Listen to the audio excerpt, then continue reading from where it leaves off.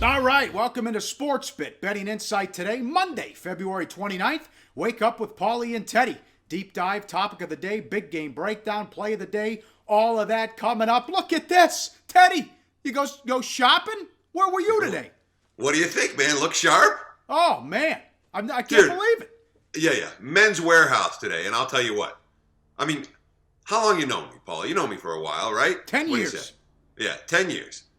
You ever hear me? First of all, have you ever seen me in new clothes in 10 years? No, never. And it's an upset when you shave. Yeah, exactly. You know, I mean, there's some guys, they're built for fashion. Some guys are into it, and more power to you. You know, my wife's like that. She's a fashionista. She knows what's going on. I have no clue. I've never had a clue. I couldn't tell you what I look good in, what I look bad in. Makes no difference to me, Paul. But the one thing that I hate doing, I freaking hate shopping. You know, and I'm spending 2 hours at Men's Warehouse today. There's games going on. I'm not a fan of that. You know, not a fan of that at all. But it's got to be done, and I'll tell you why. We're taking this show seriously. Sports Bit is something that's not fly by night. If I'm going out and buying jackets and new shirts, I got like half a dozen of each. Let's have fun with this, Paul. But this is something that we're in for the long haul. Sports Bit. Get used to it. We're coming right at you. Teddy covers all in. A motivated Teddy. Very scary. A dangerous. A motivated Teddy is dangerous. Oh, my God. Then the sales guy, I mean, I was just a little bitch the whole time. You have no idea. I have no fun when I'm in the store. I mean, at least Kara's with me, so she's like calming me down and telling me what looks good because I have no idea. I'm assuming this one looks good. I hope so. But just brutal, dude. I mean, once a year max I'm getting in a store. 2 hours, but we're serious, Paul. Let's go to town. Let's go to Moment town. of silence. Is it moment of silence time? You got it. Again, for the second time on the show, a Sports Bit moment of silence. Steve Fisher, the streak of winning 164 straight games when leading with 5 minutes remaining, one of the most underrated runs in all of sports, is no more. They led 58-54 against Boise at home. They lose 66-33. Boise closes on a 12-0 run, and the Aztecs miss 7 straight free throws in the loss, and it really hurt because now they're off the bubble, and they got to win the Mountain West Conference tournament coming up here in Las Vegas, Teddy. And that certainly explains the Steve Fisher picture there in agony. But, you know, Fisher's had a heck of a run at San Diego State real quietly for a long, long time. He went there directly after he left Michigan, you know, when he went to 3 Final Fours in a 5-year span before the sanctions kind of got to him a little bit and they kicked him out of town. But he's been in San Diego ever since, and all that program has done is win games consistently year after year, doing it right. So, Fish, yeah, your team missed a bunch of free throws. I know you're frustrated, but you know what? I give you credit. One of the better and more underrated coaches in all of college basketball. Absolutely, and what a run. What a historic run. Time for bad beats. Colorado State, oh my God. Whether you grab 3.5 or 2.5, they're down 1 with the ball with 10 seconds. They turn it over. Nevada makes 1 of 2. Colorado State gets fouled with 1 second left. It goes to overtime. You know what happened. And it puts the game over as it was 69-69 at the end of regulation. Brutal. That's nothing. That's nothing compared to anyone that had Tulane yesterday. And I had a couple guys, you know, I mean, one thing that I do in college basketball, I talk to people. You know, for as much as I follow college hoops, you need a network of contacts around you. And obviously living in Vegas, there are not a lot of guys, but there are 2 or 3 guys that I like to communicate with about college basketball on a daily basis. And a couple of them were talking about the Tulane side today. Hey, take Tulane plus the points, yada, yada. SMU, they're not coming to play. SMU, they're not into it today. And they weren't. Tulane, they're plus 19.5. Paulie, they lead the game at halftime. Bad idea. They would have been much better off going to the half down 1 than up 1. All it did was get Larry Brown pissed off. Yeah, Tulane loses by 21. SMU gets the money. Wrong sides, Teddy. Duke got their asses kicked. Yeah, I mean, really. I mean, Pitt played really well. I mean, Pitt came out firing, and Duke was in a hole right off the bat. And they kind of cut the lead, made things interesting at halftime, and then second half was like the same story. Pitt came out firing. They were just nailing shots, draining threes.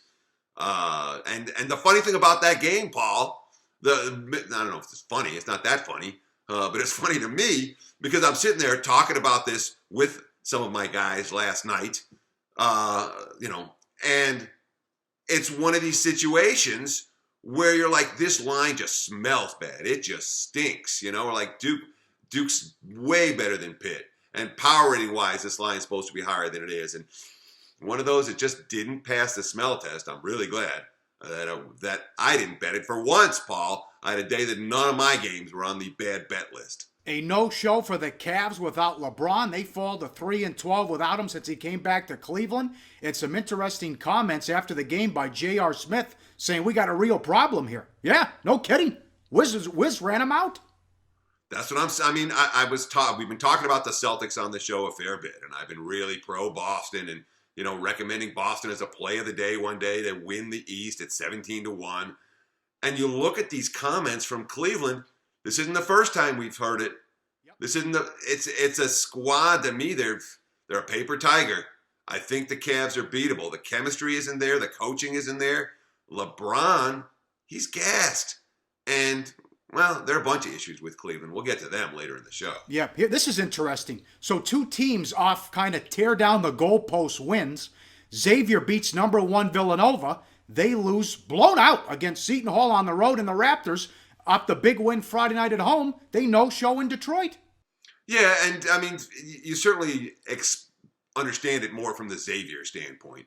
The college kids are supposed to have a hard time off a win, and boy, they wanted that win against Nova so bad. We talked about it, how all the seniors on that team had never beaten Villanova in their college careers, and it was the only team in the conference they hadn't beaten, and they played as well as you can play to beat the Wildcats in that contest. So here going on the road to a feisty little Seton Hall team. A Seton Hall team that's playing some pretty good basketball.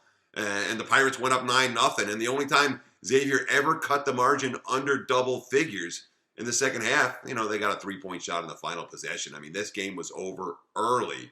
Not a good day for the Musketeers. And last one, USC run out again on the road, blown out at Cal. They have lost 5 of 6. They are now on the bubble, and they better get a win here. Whether it's coming up this weekend or in the Pac-12 tournament, losers of 5 of 6, a couple of blowouts, and this also hurts Monmouth, one of their signature wins. The wheels coming off for USC at the wrong time. Yeah, I mean, when you talk about Monmouth, with most of the mid-majors this year, there are no locks. A lot of times you see a Wichita State, they're getting in, or a Gonzaga, they're getting in, or the likes of those type of teams. If Monmouth doesn't win the MAC conference tournament, the Metro Atlantic, not the Mid-American, with the AA. If they don't win that tournament, they're not in. No way they get it out. I think they'll get in. But it depends who they lose to and what the circumstances are around the country. Big game breakdown coming up. We'll get to the Pacers and the Cavs and the 2 marquee games in college coming up later today on SportsBit. Betting Insight today. All right, time for big game breakdown. The Pacers in Cleveland to take on the Cavs. Cavs laying 8 in the first meeting. It was at Indy. It was 96-96 at the end of regulation. The Cavs got a miracle cover, and they won by 5, 111-106. Now, Friday, LeBron played 40 minutes in the loss at Toronto. Then he sat out yesterday against the Wizards. Also in that loss, Kyrie went to Lou and said, put me back in. And when Lou took him out, he said, I want to go back in. So, Teddy, not once but twice now, 2 players have overruled Lou. Who's running the show here? Oh, yeah. Look at this quote right here, because this says all we need to know about Tyronn Lue right now. Quote, I should have got him out, but he didn't want to come out. As the game started down the stretch to get close, I said, I'm going to get you out for a couple minutes. He said, no way. He went crazy. That kind of has something to do with sitting him today, an early game. So here's Lou saying, I want to get you out for a couple minutes, and LeBron saying, no, I'm not going out. Then we got this one right here from Kyrie Irving, quote, for me as a competitor, I want to stay out there. I came back in 2 minutes later. I told him face to face that I wanted to go back in and still just play hard and play the right way. Again, it just feels like the inmates are running the asylum. The players are not supposed to be telling the coach when they're supposed to go in and go out of the game. And if you don't, you may have a coach that intuitively understands what's best for the player, but I told him face to face, this does not bode well. These are not the kind of quotes I like to read out of Cleveland. Yep. Where are you at with the Pacers? Well, yeah, that's the other side of this equation, of course, obviously. When you look at Indiana right now, we're talking about a team 1-3 straight up, 0-4 against the spread. They lost at home to Portland yesterday. And I like Miles Turner in the starting lineup. He's played very well for Indiana since Frank Vogel made the change. But even with that one individual player playing better, the Pacers right now, they look to me like a team that's trending at least somewhat in the wrong direction. All right, the one of the huge, big college games coming up later today, Kansas at Texas. Kansas -1.5. Texas off the huge win against Oklahoma. They closed the game on a 25-5 run and a 22-0 run in that stretch as well. And the defense took over. They held a high-octane, potent offense without a point for almost 7 minutes. In the first meeting, Kansas won by 9, and they had 12 offensive boards. They were also down 5 at the half in that one. Kind of an interesting game here, Teddy, because Kansas just wrapped up the Big 12 title for the 12th straight year. Maybe are they celebrating, kicking back? We already got the 1 seed. And you really try to get a sense. You try to read between the lines from some of the quotes coming out of the Kansas locker room. And remember, they don't have this locked up completely. They're locked up a tie for the Big 12 tournament. They are for the Big 12 title. They can still be the number 1 or the number 2 seed when the Big 12 tournament comes around next week. So they still have something to play for. And from everything that I've read, it looks to me like Kansas is coming to play. That being said, Texas did lead at halftime in the first meeting. And boy, didn't take long for Shaka to get it going in terms of the defensive intensity. But you wonder about Texas. Do they have the maturity to handle a win like Oklahoma and then come back and do it again the next time? If I'm playing this one, I want the road chalk. I don't want the home dog. Oh, really? You want to go against Shaka? If I'm playing, I'm laying. Oh, wow. That surprises me. Hell of a game, though. Kansas is really good. Been 9 straight wins. They're still playing. That is not a team I'm looking to stand in front of. In a pick-em type game, I understand what Shaka's doing. All I'm saying, I'm not saying that I love this game. It's a lock, nothing. If I'm going to play it, I can only get involved on the Kansas side. Carolina at home against Syracuse, laying 12.5. They were laying 7.5 in the first meeting at the Carrier Dome, and that was Boeheim's first game back, and they won by 11. Teddy, Boeheim's pissed off. He's yelling at everybody. Yeah, check out this quote for Tyler Roberson, a guy who has an enormous amount of talent, but isn't quite putting it together right now, which is really bad news for the Orange, because this is a team that has no depth whatsoever right now. So you got a team with no depth, and you've got a guy with superstar potential that is in the coach's doghouse in a real way. Here's the quote. They start the second half off on a simple overload that we worked on every day, and he doesn't get back, and he fouls a guy in a three-point shot. So there's 4 defensive plays that he makes that gives them 10 points. We just can't have that. Tyler Roberson wasn't there. That's his side. That's his position. Nobody sees that because nobody really understands who's responsible for what. Unfortunately for him, I do know. So Boeheim clearly not pleased with his start. 3 straight games of 25 minutes or less. Only played 14 minutes versus NC State on Saturday for a team, again, with no depth. The fact that a guy of Roberson's abilities is sitting in Boeheim's doghouse right now, not necessarily a real good sign for Syracuse in this one. Yep, and not a good sign for North Carolina. If you look at this graphic, what's going on with Marcus Page? Since January 5th, he's 39 of 125 from the floor, 31.2%, and from 3, 22 of 79, 27.8%. Most people think they have the most talent and certainly one of the favorites to win the title. But are they going to be able to put together 4 or 5 terrific games when this guy continues to struggle? The answer is no. I mean, if this guy can't knock down shots, they're not going to the Final Four. No. I'm with you 100%. The shots have to be there. And I don't think it's hopeless for Page. I don't think he's lost his confidence. And certainly, if you watch them play a decent game against Virginia in a game that was played at Virginia's pace over the weekend. I mean, Page, he's not holding that team back, not by any stretch of the imagination. That being said, Virginia gave North Carolina, about 8 chances to cover in the final minute of that game, and North Carolina couldn't hit the shot that mattered to do it. So, they had a couple to make it close, but couldn't hit the one to make it a difference maker. And that obviously could be a problem for North Carolina in this point spread range, especially considering their 2 meetings against Syracuse over the last 2 years. They win by 10 and 11 points. This one feels to me to be right around the number. Coming up, the deep dive and the topic of the day. Some good numbers on Joe Johnson. He goes to Miami, play of the day, and also one of the best regular season games we've seen in a long time in the association. We get back to Golden State and OKC coming up on SportsBit. Betting Insight today. All right, time for the deep dive and topic of the day. Play of the day wraps it up here on SportsBit, Paulie and Teddy. So Joe Johnson waived by the Nets. There was interest in Cleveland. There was interest in Atlanta. The Cavs thought they had him, but he winds up in Miami. Is that a good thing for the Heat, Teddy? I think so. First of all, it's a particular issue of need for Miami. That team needs healthy wings, and they need a guy who can get hot and hit some shots in the fourth quarter. And Joe Johnson has done that throughout the course of his career.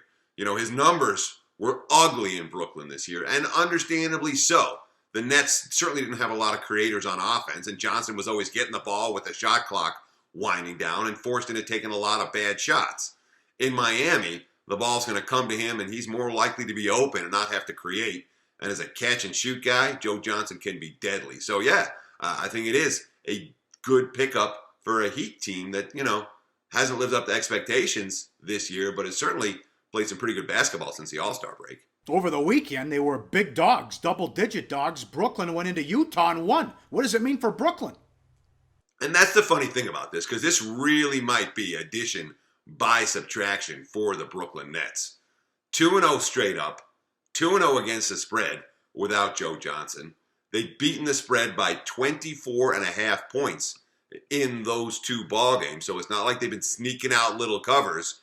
And of course, that comes despite the fact that Joe Johnson, when you look at those real plus-minus numbers, he's way down on the charts. Again, understandable why, but how about this one? You know who's just above Joe Johnson on the real plus-minus charts? Is going to blow your mind. Who's ahead of Joe Johnson?